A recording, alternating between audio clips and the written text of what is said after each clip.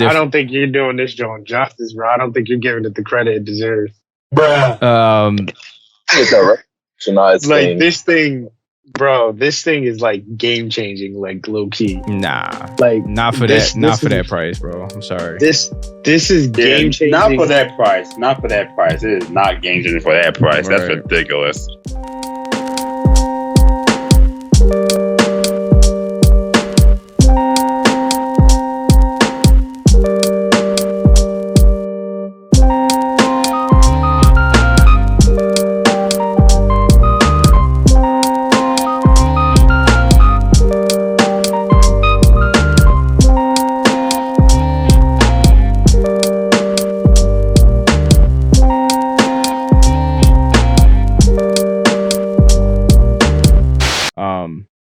We can kind of talk about I think the Apple event that they kind of talked about. What was it? Kind of like last Monday. I'm not sure. I only been able to catch. I didn't watch the full showcasing of like their events. I'm sure. I'm sure most of it. I'm sure there's other things that they've shown. I mean, the biggest thing we can kind of talk about is obviously the VR in general, and I think like. In terms of the pricing, I think a lot of people are still not going to be happy about the pricing in general. It's some cool features on it. Oh, no. Don't get me wrong. The fact that you can actually use your thumbs and fingers and shit to actually click in the applications or anything like that, or take pictures. That's pretty cool. I think what was the other features that was kind of on there? Like the 3D screen that projects in front of you. It's like a form of an OLED kind of screen. That's kind of why you can kind of see beyond the eyes. Like that person can't see you because it's like a screen in front of your eyes, but you can see them. It's weird, which is different. I don't think you're doing this joint justice, bro. I don't think you're giving it the credit it deserves. Bruh. It's all right. So now it's like this thing. Bro, this thing is like game changing, like low key. Nah, like not for that price, bro. I'm sorry. This is game changing. Not for that price. Not for that price. It is not game changing for that price. Right. That's ridiculous. But see, the price doesn't discount what it does, though. No. But that's what I'm saying. So it depends on the market that you're looking from it from, right? So like. Apple's not marketing this thing as a VR device. That's not what it is. It's a computing system. It's completely different from a VR. So like the fact that you can literally have multiple screens while you're in the VR headspace alone, like the multitasking on this thing is like amazing. You can't even do multitasking on any of the VR headsets that are out now. Right? So like to us as gamers, we don't care about shit like that. But from a marketplace for people that are in business and that really need shit like that, that's where the value comes out of this headset. I think that's the thing. Like if you're expecting this thing to be some gaming machine, this beast thing to play all these different VR games, that's the wrong perspective because it's not a VR headset. That's not what they're marketing it for. It's simply a computing device. Yeah, but you're able to play the VR games on there. It's supposed to be just as powerful or not more powerful than than like playing it on a regular, VR headset and stuff. There's way more freedom in this, and it's wild. Like this is they're marketing this as a straight up computer on your face. Right. Oh yeah, I think this is like the next level to like how people are addicted to looking at their phone. This is like the next step. To instead of being on your phone, you can just straight up use it as like an analog. Yeah, they're basically saying like this is going to be everything. Like this is going to be your entertainment system. This can replace your TV. I think this can replace your computer. I think what I'm not a fan of is I think one of the features on there where it's actually like if you're doing a FaceTime video, it actually takes a picture from when you actually first put it on, and I think like it copies like your kind of facial expressions and stuff like that. So for those who have iPhones, you guys know how you have that like animation thing where you talk and your little emoji follows your movements and stuff like that. No, because I don't own an iPhone. It's the Apple Face ID thing. So it reads you got to go through some setting. Yeah, it reads your whole face, like it reads your cheekbones, like that whole area that the goggles are on. It reads that area, and then it kind of like guesses the rest of your face, and it brings you into like this 3D version of yourself. And it's so spot on. Yeah. It almost looks exactly like you, just as a CGI. Right. No, and to your point, like what I was going to add too is like I think that's one of the selling points for me. They were saying like it's so immersive, like you can go back to like live recordings from your actual videos that you have on your photo log, and you can actually be invested into the actual photo shoot or like the live recording. Like you can actually see the events that took place. Like it's really like this 3D immersive experience that you have in your photo library.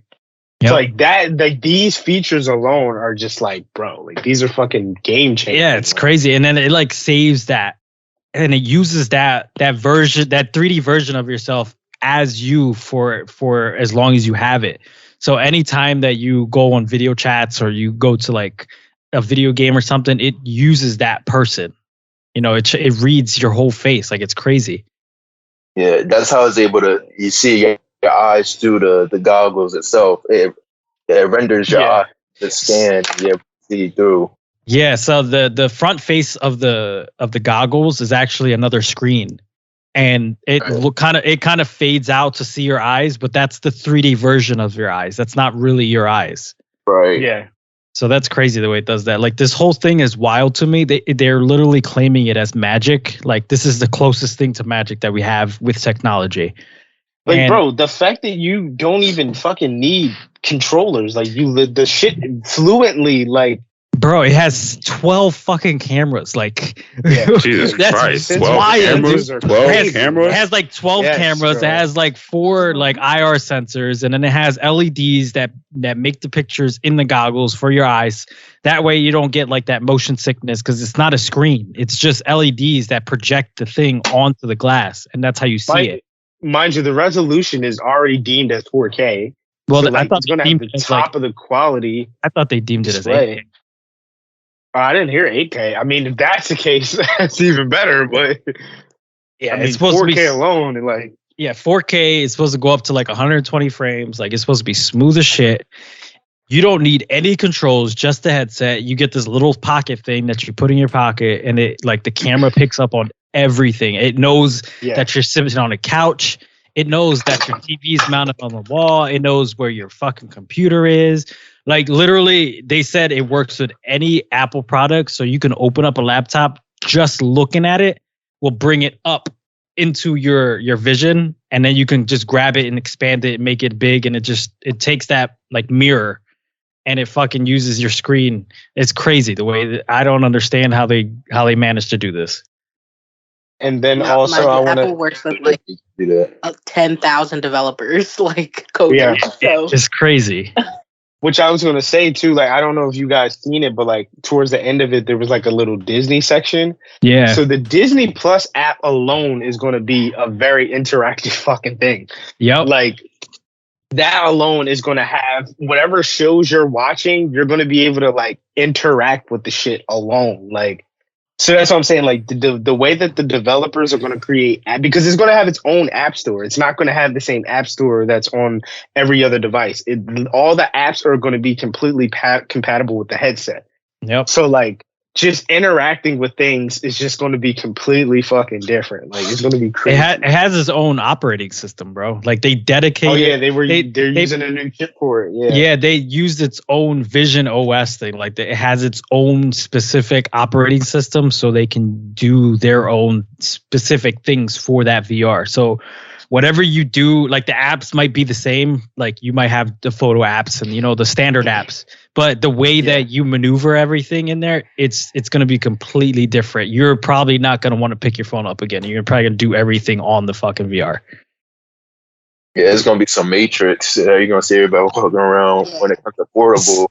Put these on instead of using their phones. Yeah, I mean, so for me, it's. I'm sorry, Leah. Go ahead. No, I was saying the thing that got me was when, that's why I said it. Everybody thought it was going to be like a gaming headset, but the thing that got me is when they had like an office scene and everybody in the office just had these goggles on. Oh yeah, I remember and that. I was like, oh hell fucking no. I turned it off. Yeah. But I feel like it's kind of the start to a transition of how we use technology. Like, I feel like they imagine everybody using this walking around. Right. So yeah. I see Apple, you know, we always watch these movies and shows how there's always a company that like kind of takes over the world with like robots and shit. Apple's going to be that company. I thought they were the company with the fucking this confirms it. Like the fact that you don't need any controllers and everything is eye sensor, like it picks up everything. And it's kind of scary though. It's kind of scary. So the real question is like, sorry, my fault, Don. You were saying? Oh no, I was just wondering, like the way they power it, is it like attached to your phone? Like that's the way it's powered? No, it's its own thing. Yeah. Okay. So it comes with a little box that clips onto the headphone, and that box is like basically the brain of the thing. Oh, got it. Okay. So you can use it wireless, but you probably want to bring the box with you though.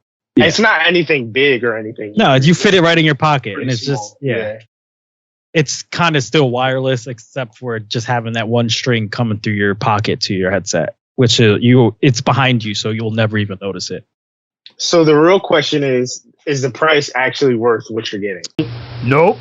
The price is probably because it's about the price of a Mac. So will I get it ever? Maybe if I'm rich. But as of right now, it's going to be a very long time before I ever pick this thing up. Oh yeah, $3,500, bro. That's a lot to ask for. It's literally a computer, dude. It does everything.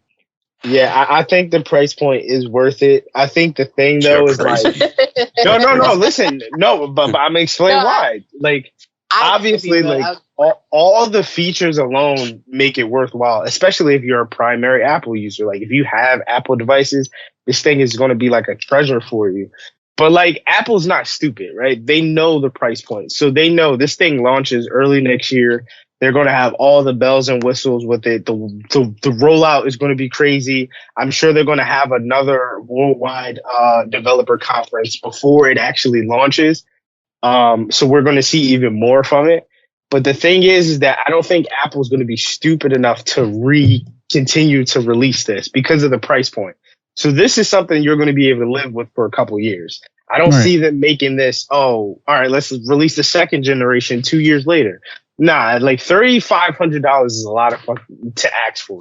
So I think this is something you're going to be able to live with for a very long time before they can, especially because they have to get the groundwork in to really make sure that they're able to like make a sequel to it, right? Like, nobody's going to buy this shit again for a Gen 2 version just because it looks slimmer. Right, no. Like the subtle changes like that isn't going to make people buy another version of this. So I think they're going to take their time with it. So I think in terms of longevity, the price point alone, and then everything that you get with it, this is definitely worth the 35. And what's crazy is I was watching the stock price of Apple, and as soon as they started talking about the Vision Pro, it was going up. And I was like, dang, maybe I should have brought stock because I was like reminding myself to do it that morning. But then as soon as they released the price, it shot right the fuck back down. They said, so yeah, I was thinking the same thing too. Like with the stock rate, I was like, damn, I should have did it like the week before. That's crazy. But you know what? I heard of this. Not to go too far off. This is still in the Apple range. It's like Apple members that used to work there. They're like a married couple, but they went off and they made like a product called Humane, which is like similar to the VR. So I wonder if that's going to rival it at some point, because that's like a kind of a similar thing where it's like hands-off product where it's just you can like. In fact, it's like a hologram. The way you can use that, the Humane thing. Yeah, it's Apple though. When Apple comes out with something, everybody's on top of it, bro. So I don't think it's hard to have competition with Apple. So a lot of people were trying to say that, oh, this is going to kill the Meta Quest 2. Yeah, but the Meta Quest is for gaming. This is a computer, and then look at the price differences. So no, it's probably not going to kill the Meta Quest. Yeah. This is like more so for like work and like you're like doing your own thing. You're home. You want to talk on the phone with somebody, but you don't want on your phone. Like this is what that's for.